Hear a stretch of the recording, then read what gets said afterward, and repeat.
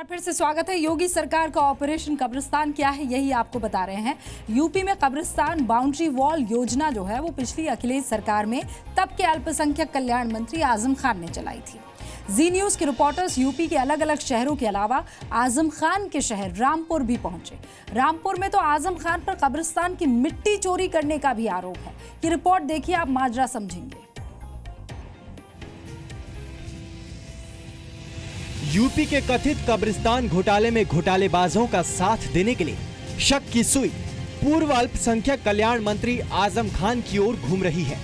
पूरे यूपी में कब्रिस्तानों का हाल 1200 करोड़ खर्च होकर भी नहीं बदला, लेकिन क्या आजम खान के रामपुर में हालात अलग हैं? यह है रामपुर की कब्रिस्तान। रामपुर की कब्रिस्तान का हाल जो है वो तो तस्वीरों के जरिए आपके सामने है, लेकिन रामपुर में तो कब्रिस्तान को लेकर एक नए तरह के घोटाले की कहानी सामने आई है।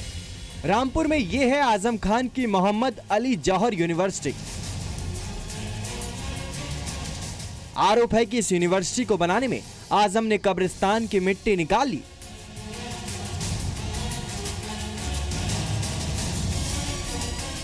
जौहर यूनिवर्सिटी के भराव के लिए आजम इसी कब्रिस्तान से मिट्टी ले गए।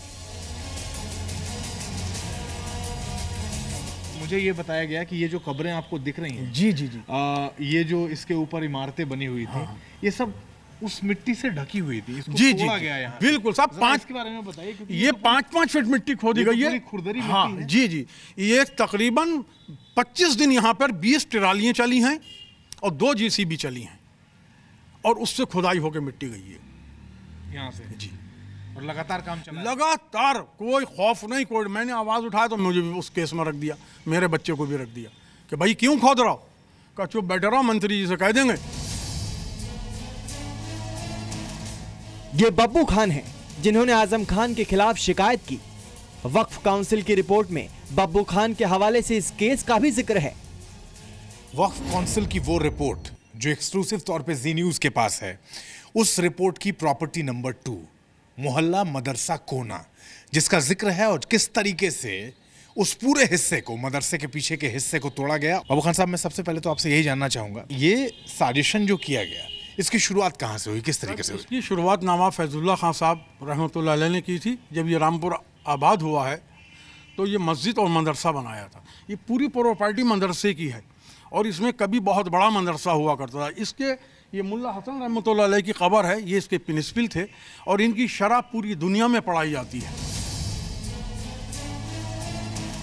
वक्फ काउंसिल की रिपोर्ट में लिखा है कि आजम खान के अवैध कब्जे की खिलाफत करने की वजह से वक्फ नंबर 72 के तत्कालीन मुतवल्ली यानी केयर टेकर बब्बू खान को हटा दिया गया। यह भी आरोप है कि कब्रिस्तान से सटे मदरसे के कुछ हिस्से भी तोड़े गए जो अभी भी दिखते हैं। हमसे वो रंजिश रखने लगे, रंजिश मानने लगे, उस बिना पे ये मदरसा शहीद किया। फिर उसके बाद उन्होंने ये सारे मकबरे, 5 मकबरे थे, उन मकबरों को ढाया, शहीद किया और उसकी सारी ईंटें ले गए। फिर उसके बाद उन्होंने ये मिट्टी इसकी 5-5 फीट उठवाई। सारी कब्रें, तकरीबन 200 कब्रें थीं, सारी कब्रों में से हड्डियाँ निकली और ये सारी खुदवा के नवाबीन की ख़ानदान की भी कब्रें थीं, आम लोगों की भी थीं, और यूनिवर्सिटी के अंदर भराव कराया, यहाँ से मिट्टी गई है। इन आरोपों के बावजूद क्या रामपुर कब्रिस्तान घोटाले की जांच से खुश है? आजम खान के प्रभाव वाले रामपुर में जी न्यूज को इस पर मिली जुली प्रतिक्रिया मिली। ये बिल्कुल नहीं होना चाहिए ये जांच तो, और ये काम तो बहुत अच्छा है, हिफाजत हुई है, इससे जानवरों की रोकथाम हुई है, लोगों की पार्किंगें बनी हुई थी कब्रिस्तान। बहुत ही बढ़िया अखिलेश सरकार का काम था ये होना। जब कोई कमी दिख रही है तो सरकार करा रही है तो उसे करना चाहिए, वो इसमें राय उसकी बात आवाम के बीच में आना चाहिए। ये गलत हुआ है, सही है क्या? रामपुर समेत पूरे यूपी में कब्रिस्तानों पर हुए खर्च का सच खंगाला जा रहा है। विपक्ष इस कार्रवाई को सियासी बता सकता है, लेकिन ईमानदारी बढ़ती गई तो योगी सरकार सच मायने में मुसलमानों के भले का बड़ा काम कर जाएगी। सैयद आमिर के साथ अमित प्रकाश, जी मीडिया, रामपुर।